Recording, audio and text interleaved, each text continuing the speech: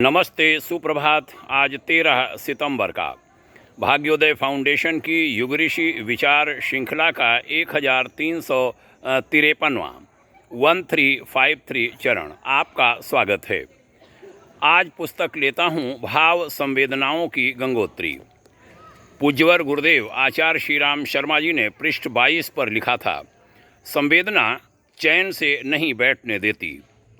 कहा था, अंदर में बैठे हुए आत्म देवता के जागने पर कुछ किए बिना रहा नहीं जाता।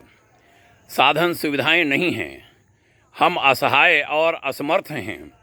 यह सब बहाने उसके अंगड़ाइयाँ लेते ही भाग जाते हैं। नाजरथवासी ईसा के पास क्या था? पिता यूसुफ गांव के साधारण बढ़ई, माँ अशिक्षित। पालन पोषण गरड़ियों के बीच हुआ। वह स्वयं भी पीएचडी डीलिट की उपाधियां नहीं बटोर पाए।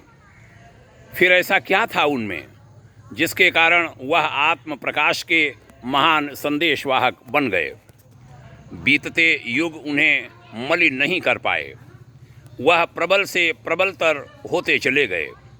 सारे अभावों के बावजूद उनमें थी करुणा की आंतरिक संपदा, जिसके कारण स्वार्थ शून्यता, निष्प्रियता और त्याग उनके जीवन संगी बने।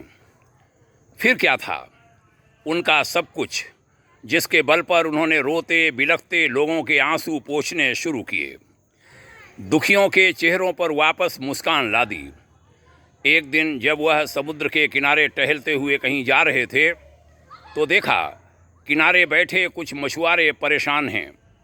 वह आपस में लड़ झगड़ रहे हैं।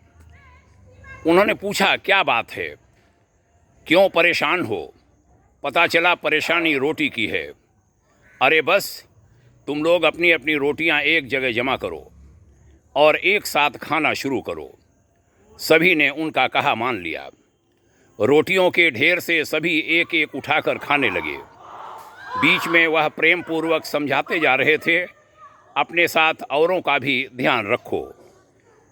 बंधुओं, महापुरुष कहीं से उतरते नहीं, वे भीतर से स्वयं बनते हैं, ईश्वरीय व्यवस्था से बनाए जाते हैं। मित्रों, बड़ा सुंदर यह लेखांश पूज्यवर आचार्य श्री की एक पुस्तक से आपने सुना, इसके लिए धन्यवाद। भीतर छिपी महानता को उभारिए, आगे बढ़िए, ऊंचे उठिए। आपके उज्जवल भविष्य की भाग्योदय शुभाकांक्षा करता हूँ। ओम शांति।